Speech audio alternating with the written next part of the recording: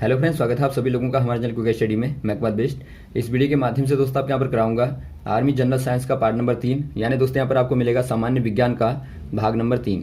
इससे पहले दोस्तों आपको दो भाग कराए जा चुके हैं, जहाँ पर आपने सामान्य विज्ञान के महत्वपूर्ण क्वेश्चन को देखा जो बार बार पूछे गए हैं। और यहाँ भी दोस्तों आप जो क्वेश्चन देखेंगे लगातार पूछे जाते हैं और बहुतायत क्वेश्चन आते हैं, तो लगातार आप इन क्वेश्चन को लगातार तैयार करते रहें। और साथ में दोस्तों जो क्वेश्चन आपको मिलते हैं लगातार उनको आप नोट करते रहेंगे, ताकि बाद में आप एग्जाम के पहले उनका रिवीजन कर पाएं।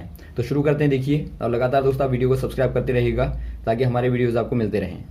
देखिए पहला क्वेश्चन क्या दिखता है दोस्तों आपको, निम्न में से कौन प्रजनन का प्रकार नहीं है, यानी आपको बताना है which one of the following is not a reproductive system type. देखिए दोस्तों, पहला आपको दिया मुकुलन, दूसरा आपको दिया द्विखंडन, तीसरा आपको दिया लैंगिक जनन और चौथा दिया उत्पादन। यहाँ पर देखिए जो रिप्रोडक्शन होता है, रिप्रोडक्शन या फिर आप कहें प्रजनन जो होता है दोस्तों, क्या होता है, एक प्रकार से एक संतति का यानी कि स्पीसीज का दोस्तों लगातार अपनी ही प्रकार की स्पीसीज का क्या होता है उसका प्रोडक्शन करना या फिर आप कहें उसको फैलाना, यानी अपनी ही प्रकार की लगातार संततियों का दोस्तों उत्पादन ही क्या कहलाता है, प्रजनन कहलाता है, यानी कि रिप्रोडक्शन कहलाता है। अब यहाँ पर देखिए यदि आप इसके टाइपों की बात करें तो इसके टाइप जो होते हैं मेनली दोस्तों 3 प्रकार के होते हैं। इनमें पहला आता है लैंगिक जनन। लैंगिक जनन होता है यानी कि एक प्रकार से आप कह सकते हैं सेक्सुअल रिप्रोडक्शन होता है, जैसा कि दोस्तों मानवों में होता है या जानवरों में होता है। ये दोस्तों आपका क्या है, सेक्सुअल रिप्रोडक्शन होता है। और जो आपका मुकुलन है, सेकंड वाला जो आपका होता है मुकुलन होता है, मुकुलन यानी कि आप इसको कहते हैं दोस्तों बडिंग। बडिंग में क्या होता है दोस्तों, जैसा कि आप हेड्रा को देखें दोस्तों, वहाँ पर आपका मुकुलन की प्रक्रिया होती है। वहाँ पर कोई एक भाग यहाँ से निकलता है और लगातार बढ़ता बढ़ता इतना बड़ा हो जाता है और बाद में यहाँ से टूट के नया यहाँ पर जीव बन जाता है, यानी इसी को दोस्तों आप क्या कहते हैं, मुकुलन कहते हैं। और वैसे यदि आप बात करें थर्ड वाली टाइप की दोस्तों, तो वो कहलाता है आपका विखंडन। उसको आप कहेंगे विखंडन कहते हैं, या फिर आप दोस्तों उसको फिशन कहते हैं। यानी यहाँ पर क्या होता है दोस्तों, एक ही जीव लगातार अलग अलग भागों में टूट के वहाँ पर नए प्रकार के जीव बनते हैं, तो इसी को आप विखंडन कहते हैं, फिशन कहते हैं। यहाँ पर दोस्तों आपके 2 प्रकार के मुख्यतः फिशन होते हैं, जिनमें से एक होता है आपका बाइनरी फिशन।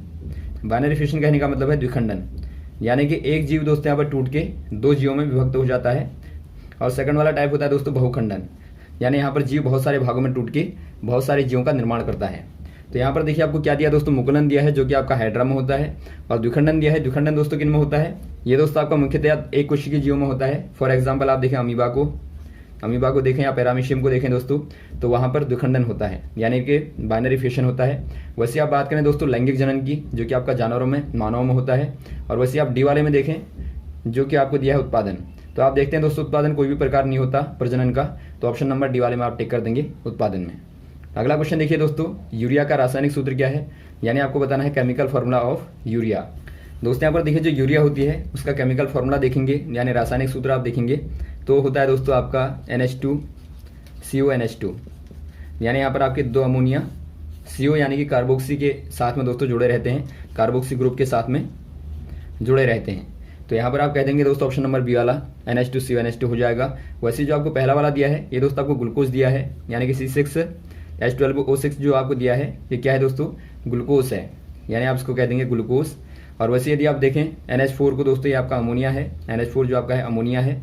और जो आपको CH3COOH दिया है ये क्या है दोस्तों, ये एसिटिक एसिड है, एसिटिक एसिड या फिर आप कहें दोस्तों आप इसको कहते हैं सिरका।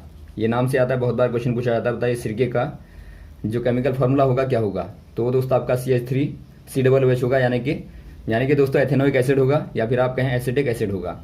अगला क्वेश्चन देखिए दोस्तों, पादप खनिज लवण डैश द्वारा प्राप्त करते हैं, यानी आपको बताना है plants to get organic compound और सॉल्ट फ्रॉम देयर। कहाँ से प्राप्त करते हैं दोस्तों, यहाँ पर यदि आप देखेंगे आराम से, आप एक पौधे को देखेंगे पहले दोस्तों क्या प्रक्रिया होती है भोजन की। जो पौधे होते हैं दोस्तों वहाँ पर भोजन की जो प्रक्रिया होती है, ये आप पौधे को ले लें, ये जो दोस्तों यहाँ पर रूट है यानी कि जड़ है, और यहाँ पर आप मान लेंगे पत्तियाँ हैं, लीफ है, और यहाँ पर आप मान लेंगे शाखाएँ हैं, ब्रांचेज हैं। अब यहाँ पर देखिए दोस्तों यहाँ पर होता क्या है, जो भोजन बनाने की प्रक्रिया होती है पौधों में वो 2 तरह से होती है। पहला दोस्तों आपका पत्तियों के द्वारा बनता है, जो कि आप जानते हैं फोटो सिंथेसिस के द्वारा बनता है, यानी कि प्रकाश संश्लेषण के द्वारा दोस्तों बनता है, संश्लेषण के द्वारा बनता है। यहाँ पर क्या होता है दोस्तों, यहाँ पर कार्बन डाइऑक्साइड के साथ में और जल क्रिया करता है, और साथ में सनलाइट होती है यानी कि सूर्य का प्रकाश होता है, और दोस्तों क्लोरोफिल पत्तियों में पाया जाता है। क्लोरोफिल जो आपका होता है, क्लोरोफिल यानी कि पर्णहरित जो होता है, तो इनके साथ में रिएक्शन करने के बाद क्या बनता है दोस्तों, यहाँ पर स्टार्च बनता है, इसको आप ऊर्जा के रूप में कह सकते हैं या फिर आप ग्लूकोज भी कह सकते हैं इसको। यानी यहाँ पर दोस्तों आपका जो स्टार्च होता है ग्लूकोज का ही समूह होता है। तो इसको आप दोस्तों क्या कहेंगे, पादप की ऊर्जा कहेंगे, एनर्जी कहेंगे। और O2 निकलती है, यानी कि यहाँ पर ऑक्सीजन दोस्तों क्या होती है, रिलीज होती है। तो यहाँ पर देखिए पेड़ों के द्वारा जो पत्तियों के द्वारा भोजन बनता है वो दोस्तों आपका एक प्रकार से कार्बनिक कंपाउंड के रूप में यहाँ पर होता है। अब यहाँ पर देखिए दोस्तों जो पत्तियों में भोजन बनता है वो बाद में अलग अलग भागों में जाता है। एक ऊतक होता है जो कि फ्लोएम कहलाता है, फ्लोएम के द्वारा। यहाँ पर आप नाम याद रखेंगे फ्लोएम। फ्लोएम जो होता है दोस्तों क्या कार्य करता है, भोजन को अलग अलग भागों तक पहुंचाने का कार्य करता है। जो कि भोजन पत्तियों की द्वारा बनाया गया है उसको दोस्तों अलग अलग भागों तक पहुंचाने का कार्य करता है फ्लोएम। फ्लोएम क्या है दोस्तों, ऊतक है, टिश्यू है। और देखिए दोस्तों आपका जो दूसरा प्रकार होता है भोजन का वो जड़ों के द्वारा बनाया जाता है। यानी जो खनिज लवण होते हैं खासतौर पे, यानी कि आप कहेंगे जो ऑर्गेनिक जो कंपाउंड होते हैं दोस्तों उनका एब्जॉर्प्शन यानी कि अवशोषण जो होता है वो जड़ों के द्वारा होता है। यानी कि जड़ों के द्वारा दोस्तों इनका यहाँ पर अवशोषण होगा और बाद में जड़ों से दोस्तों ऊपर की ओर अलग अलग भागों में पहुंचाने का जो कार्य करता है वो कार्य करता है जाइलम होता है। जाइलम भी दोस्तों एक प्रकार का टिश्यू होता है, प्लांट टिश्यू होता है, यानी कि पादप ऊतक होता है। तो ये कार्य करता है दोस्तों अलग अलग भागों तक भोजन को पहुंचाने का। तो यहाँ पर आपने मेनली दो ऊतकों को देखा दोस्तों जो भोजन को परिवहन करते हैं पौधों में। पहला आपने देखा फ्लोएम जो कि पत्तियों के द्वारा बनाए गए भोजन को पेड़ के अलग अलग भागों तक पहुंचाता है। और सेकंड वाला आपने देखा जाइलम, यानी कि जो जड़ों द्वारा बनाए गए भोजन को पादप के अलग अलग भागों तक पहुंचाता है। तो यहाँ पर जो क्वेश्चन पूछा गया दोस्तों यही पूछा गया है कि बताइए जो लवण होते हैं वो कहाँ से प्राप्त करते हैं पौधे। तो आप कह देंगे दोस्तों जड़ों के द्वारा, यानी कि रूट्स के द्वारा। तो ऑप्शन नंबर आपका हो जाएगा बी वाला। अगला क्वेश्चन देखिए दोस्तों, पौधों में पाया जाने वाला वृद्धि हार्मोन होता है, यानी आपको बताना है growth hormone present in plants as. दोस्तों यहाँ पर देखिए जो मेनली प्लांट्स के हार्मोन होते हैं वो दोस्तों 5 प्रकार के होते हैं। यहाँ पर आप आराम से देखेंगे प्लांट्स हार्मोन, ये दोस्तों आपके 5 प्रकार के होते हैं। पहला आपका होता है ऑक्सिन, पहला होता है दोस्तों आपका ऑक्सिन होता है। सेकंड वाला होता है जिब्रेलिन और थर्ड वाला आपका होता है साइटोकाइनन होता है। और फोर्थ वाला होता है दोस्तों एब्सिसिक एसिड होता है। और फिफ्थ वाला आपका होता है यहाँ पे एथिलीन होता है दोस्तों। यहाँ पर देखिए 5 हार्मोन होते हैं मुख्यतया। जो पहला ऑक्सिन होता है दोस्तों ये क्या कार्य करता है, यह एक प्रकार से कोशिका के विभाजन में, यानी कि जो सेल का डिवीजन होता है उसमें दोस्तों भाग लेता है, यानी कि उसमें महत्वपूर्ण योगदान देता है। और साथ में दोस्तों जो रूट्स की वृद्धि होती है, यानी कि जो जड़ों की वृद्धि होती है, ग्रोथ होती है, उसको दोस्तों क्या करता है, नियंत्रित करता है। तो 2 कार्य मुख्य होते हैं। और वैसे आपका सेकंड वाला देखें तो आपका जिब्रेलिन जो होता है दोस्तों यह मुख्यतया ब्रांचेस की या फिर आप कहें दोस्तों तनों की या फिर आप कहें शाखों की दोस्तों मुख्यतया वृद्धि करता है, यानी कि एक प्रकार से दोस्तों कहेंगे आप ग्रोथ का कार्य करता है। तो यहाँ पर जो आपको पूछा गया है यही आपका जिब्रेलिन हो जाएगा, जो कि दोस्तों एक प्रकार से लंबाई को बढ़ाने का कार्य करता है। तो ये आपका दोस्तों जिब्रेलिन है। थर्ड वाला आपका दिखता है दोस्तों साइटोकाइनिन जो होता है दोस्तों मुख्यतः रूट्स में पाया जाता है, यानी कि एक प्रकार से जड़ों में दोस्तों शीर्ष भाग में पाया जाता है। वहां पर जो शीर्ष भाग होते हैं जड़ों के दोस्तों वहां पर एक कोशिका का डिवीजन करता है, यानी कि सेल का दोस्तों क्या करता है, डिवीजन करेगा, यानी विभाजन करता है, जिससे दोस्तों क्या होता है, जड़ों की ग्रोथ हो पाती है, यानी कि जड़ों की वृद्धि हो पाती है। तो ये आपका साइटोकाइनिन का मुख्य कार्य है। वैसे ही दोस्तों आपका जो एब्सिसिक एसिड होता है ये क्या कार्य करता है, ये दोस्तों एक प्रकार से वृद्धि को रोकता है, यानी वृद्धि को क्या करेगा दोस्तों, रोकेगा। या फिर आप दोस्तों इसका नाम कहते हैं वृद्धि रोधी हार्मोन, यानी कि वृद्धि को दोस्तों रोकने का कार्य करता है। ये आपका है एब्सिसिक एसिड। और साथ में दोस्तों जो पत्तियों के द्वारा वाष्पोत्सर्जन की क्रिया होती है उसको दोस्तों क्या करता है, बैलेंस करता है, यानी कि नियंत्रित करता है, वहां पर कंट्रोल करता है। वैसे आपका जो 5th वाला है दोस्तों आखिरी वाला है ये आपका है एथिलीन दोस्तों एक प्रकार का गैसीय हार्मोन है। आप याद रखेंगे ये आपका दोस्तों क्या है, गैसीय हार्मोन है, यानी पौधों में पाया जाने वाला गैसीय रूप में पाया जाने वाला हार्मोन होता है। और इसका मुख्य कार्य होता है दोस्तों ग्रोथ को रोकता है। जो पौधों की यानी कि आप तनों की आप लेंथ को देखेंगे, लंबाई को देखेंगे तो उसको दोस्तों रोकता है। और साथ में जो उनकी शाखों की मोटाई होती है, यानी एक प्रकार से आप कहेंगे उसकी जो वृत्त होती है दोस्तों, चौड़ाई जो होती है, तो चौड़ाई को दोस्तों बढ़ाता है। चौड़ाई कहें या फिर आप मोटाई कहें तो मोटाई को बढ़ाता है। तो मेनली दोस्तों इसका कार्य ये होता है। तो यहाँ पर दोस्तों आपने सारे हार्मोन्स के मुख्य कार्यों को देखा, जो भी पूछा जाएगा आराम से आप बता देंगे। तो यहाँ पर जो आपका आंसर हो जाएगा दोस्तों ऑप्शन नंबर ए वाले में टिक कर देंगे आप, जिब्रेलिन में। अगला क्वेश्चन देखिए दोस्तों, निम्न में एक विषवांग मिश्रण है, यानी आपको बताना है in the following a heterogeneous mixture is. दोस्तों यहाँ पर देखिए पहले आप समझेंगे जो मिक्सचर के 2 प्रकार होते हैं, यानी कि एक आपका होता है दोस्तों होमोजीनियस, एक आपका होता है हेटेरोजीनियस। इनका अर्थ क्या होता है दोस्तों, इसको आप बोलते हैं समांग मिश्रण, समांग मिश्रण होता है, या आपका दोस्तों विषमांग मिश्रण होता है, विषमांग मिश्रण। यानी कि दो प्रकार के मिक्सचर होते हैं, एक आपका दोस्तों समांग मिश्रण होता है यानी कि होमोजीनियस मिक्सचर होता है, दूसरा आपका होता है हेटेरोजीनियस मिक्सचर यानी कि विषमांग मिश्रण। ये दोस्तों किन के प्रकार होते हैं, मिक्सचरों के प्रकार होते हैं उनके घुलने के आधार पर।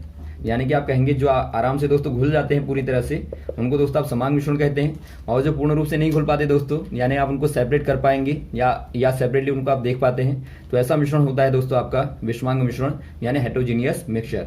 तो बहुत ही इजीली आप समझ पाएंगे। यदि लें दोस्तों आप शुगर को और वाटर को, यानी चीनी और पानी के घोल को लें दोस्तों आप, या नमक के घोल को लें, नमक और पानी के, तो वहाँ पर आप आराम से देखते हैं नमक को घोलने के बाद में या चीनी को घोलने के बाद में आप बाद में नमक को अलग नहीं कर पाते, यानी उनको सेपरेट नहीं कर पाते, या उनको आप अलग अलग दोस्तों विजुअल नहीं कर पाते।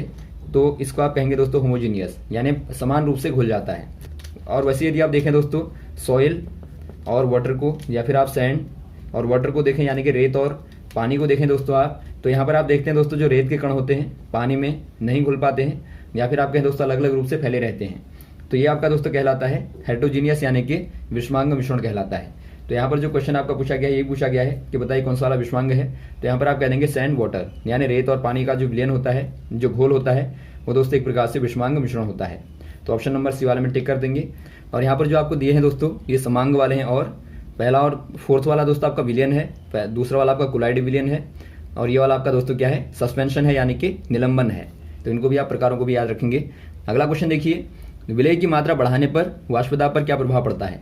यानी आपको बताना है effect on vapour pressure when we increase quantity of solvent. दोस्तों यहाँ पर देखिए आपने विलयन को देखा होगा, यानी सॉल्यूशन को यदि आप बात करें, सॉल्यूशन की बात करें, तो विलयन में दोस्तों मुख्यतः क्या होते हैं, दो भाग होते हैं विलयन के। एक भाग होता है दोस्तों आपका सॉल्यूट का, एक होता है सॉल्वेंट का। जो सॉल्वेंट होता है यानी जो विलायक होता है, विलायक घोलने का कार्य करता है, और जो सॉल्यूट होता है यानी जो विलेय होता है वो दोस्तों घुलने का कार्य करता है। यानी आपका लेस अमाउंट वाला होता है और ये आपका लार्ज अमाउंट वाला होता है, यानी कि ज़्यादा मात्रा वाला होता है। पहले यहाँ पर आप थोड़ा हीट देंगे, हीट देने के बाद क्या होता है दोस्तों, ऊपर की ओर लगातार इवेपोरेशन होता है यानी कि वाष्पन होता है, और वाष्पन से दोस्तों यहाँ पर जितना भी दाब लगेगा, यानी आप कहेंगे जितना भी दोस्तों प्रेशर लगेगा, वही दोस्तों आपका वेपर प्रेशर कहलाता है, यानी कि वाष्प दाब कहलाता है। अब यहाँ पर देखिए दोस्तों ये पहला वाला केस हो गया। यदि आप सेकंड केस लें, यदि आपका बिल्कुल यही सॉल्यूशन है, लेकिन यहाँ पर दोस्तों आपने थोड़ा सा जो सोलवेंट था, सोलवेंट की मात्रा को बढ़ा दिया, यानी कि आपने एक प्रकार से विलय की मात्रा को यानी क्वांटिटी को बढ़ा दिया, तो उससे क्या प्रभाव पड़ेगा दोस्तों, जो ऊपर की ओर दौड़ने वाले जो कण थे यानी जो वाष्पन था दोस्तों, उन पर क्या होगा, उनके मार्ग में दोस्तों एक प्रकार से अवरोध ज़्यादा होगा। क्योंकि आपने देखा पहले आपका सोलवेंट कम था, आपने बढ़ा दिया, तो क्या हो जाएगा दोस्तों, वहाँ पर जो सोलवेंट होगा वो तो ऊपर को जाएगा नहीं, वो तो आपका वहीं पर रहेगा। लेकिन ये दोस्तों क्या करेगा, जो ऊपर को जाने वाले कण होते हैं यानी कि जो वाष्पन के कण होते हैं दोस्तों, उनकी दौड़ को, उनकी वृद्धि को दोस्तों रोकता है, अवरोध करता है, यानी कि एक प्रकार से उनकी जो मोशन होगी उसको दोस्तों इफेक्ट करता है। उससे क्या होगा, पहले की तुलना में दोस्तों यहाँ पर वाष्पन की क्रिया कम हो पाएगी, और उससे दोस्तों जो वाष्पन दाब लगने वाला है यानी कि जो वेपर प्रेशर लगने वाला था वो भी कम हो जाएगा। तो यहाँ पर आप कह देंगे दोस्तों डिक्रीज हो जाएगा, ऑप्शन नंबर बी वाला, यानी कम हो जाएगा। अगला क्वेश्चन देखिए दोस्तों, एक नियत ताप पर किसी आदर्श गैस का आयतन उसके दाब के डैश होता है। यानी आपको बताना है at a constant temperature for an ideal gas their volume is dash to their pressure. दोस्तों यहाँ पर देखिए आपने बॉयल लॉ को पढ़ा होगा, जो बॉयल का लॉ है। बॉयल्स लॉ क्या कहता है दोस्तों, बॉयल्स लॉ कहता है यानी कि जो बॉयल का नियम है वो क्या कहता है, वो कहता है दोस्तों यदि आप तापमान को नियत रखें यानी टेम्परेचर को दोस्तों आप कांस्टेंट कर दें। कांस्टेंट कहने का मतलब है उसको आपको बढ़ाना नहीं है, यानी कि नियत तापमान को रखना है। जो आपने शुरू में रखा है वही आपका आखिरी में होना चाहिए, तो ये आपका नियत का मतलब होता है। तो यदि आप टेम्परेचर को नियत कर दें तो दाब दोस्तों यदि आप बढ़ाएंगे तो लगातार जो आयतन होता है, वॉल्यूम होता है, क्या होता है, वो लगातार डिक्रीज होता रहता है। और वैसे आप यदि वॉल्यूम को बढ़ाएंगे तो लगातार जो प्रेशर होता है दोस्तों क्या होता है, डिक्रीज होता रहता है। यानी आप कह देंगे ये दोनों दोस्तों क्या होते हैं, आपस में व्युत्क्रमानुपाती होते हैं। यानी आप कह देंगे इनवर्सली दोस्तों प्रोपोर्शनल होते हैं, यानी व्युत्क्रमानुपाती होते हैं। तो ऑप्शन नंबर आपका बी वाला दिखता है दोस्तों, इनवर्सली प्रोपोर्शनल होते हैं यानी कि व्युत्क्रमानुपाती होते हैं, तो ये आपका सही हो जाएगा। यानी दाब जो होता है दोस्तों, दाब यहाँ पर आप लिखेंगे दाब इनवर्सली होता है वॉल्यूम के। यदि आप प्रोपोर्शनल को हटा दें दोस्तों यहाँ से, तो P बराबर आपका एक नियतांक आ जाता है, इसको आप K से रिप्रेजेंट करते हैं, तो K बट्टा V हो जाएगा। यानी कि आप यहाँ पर K बराबर निकालेंगे तो K बराबर क्या हो जाएगा, P भी हो जाएगा। तो यही दोस्तों बॉयल लॉ कहलाता है। यहाँ पर आप देखते हैं जो दाब है और जो आयतन है यानी प्रेशर और वॉल्यूम का दोस्तों जो गुणनफल है वो क्या है दोस्तों, एक नियतांक है। अगला क्वेश्चन देखिए दोस्तों, वेग समय ग्राफ की ढाल क्या दिखाती है, यानी आपको बताना है slope of velocity time graph is shows.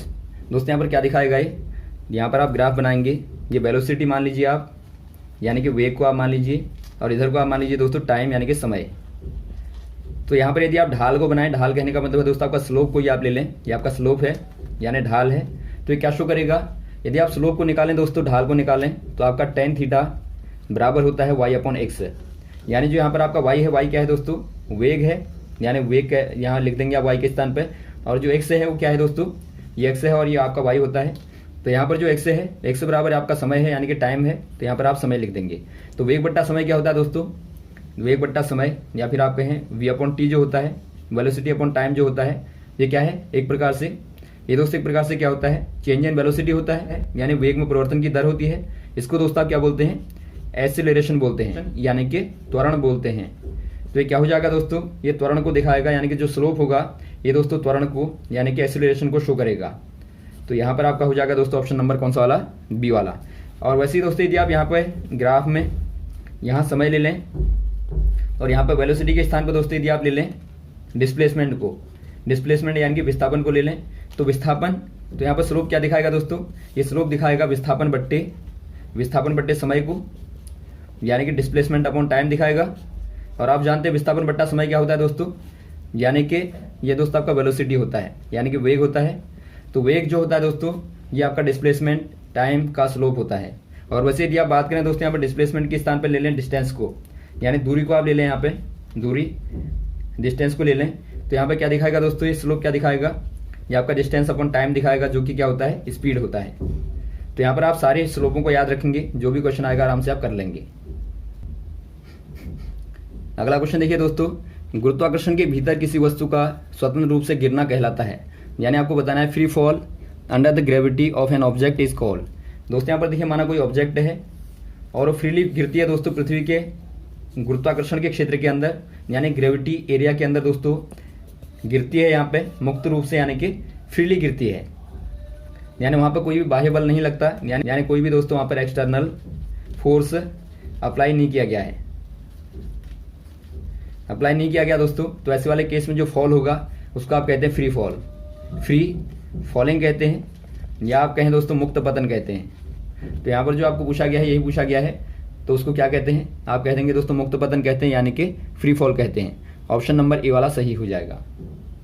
तो यहाँ तक दोस्तों आप क्वेश्चन को तैयार करें, इसके बाद में आपको नेक्स्ट वाले पार्ट में लगातार क्वेश्चन को कराते रहेंगे। और यदि दोस्तों आपको कोई कंफ्यूजन हो तो आप जरूर कमेंट बॉक्स में कमेंट करें, ताकि आपको जो भी कंफ्यूजन हो आपका दूर होता रहे। ओके, थैंक्स, जय हिंद, जय भारत।